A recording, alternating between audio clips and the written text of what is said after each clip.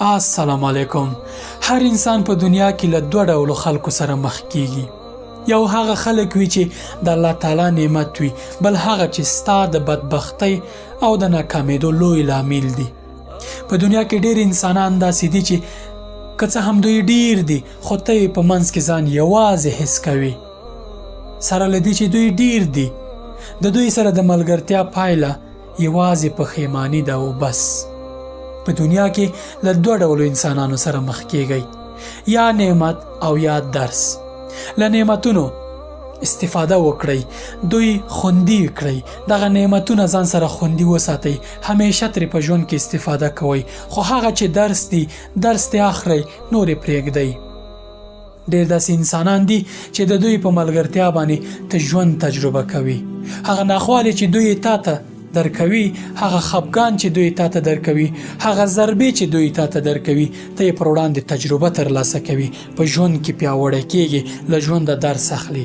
داسې خلکو سره ملګرتیا دوامداره مه پاله، درس ترې اخله. مسلمان مؤمن له یوه ځایه دوه ځل نه چیچل کېږي، له یوه غاره دوه وارې مؤمن نه چیچل کېږي. ملګرتیا ورسره کوه، خو کله چې دې تجربه کړ چې دا سړی ستا د ملګرتیا وړ نه دی، پرېږده. هغو خلکو لاس ونیسه، د هغو خلکو ملګرتیا خوندي وساته چې دوی ستا لپاره د الله تعالی لخوا نعمتونه دي. دوی په قیامت کې هم تا بریالی کوي او په دنیا کې هم تا ته مثبته انرژي درکوي. هغوی چې منفي انرژي ده، منفي انرژي نه ځان ساته. کرکه ورسره مه کوه، عقده ورسره مه پاله او ژوند ورسره مه تریخوه، ځان ترې لرې که. ځکه دغه کرکه، دغه عقده او دغه کینه چې ته دوی سره کوي، دا ستا ژوند ناکامه کوي، تا له داخله ځپي، تا خوري، تا نه یو ړوند انسان جوړوي چې ښه پرېکړه نشي کولی. هغسې نعمتونه باندې ډېر پام کوه چې ملګرتیا یې تا ته هم په دنیا کې ګټه ده، هم د آخرت کې الله تعالی ته نږدې کوي.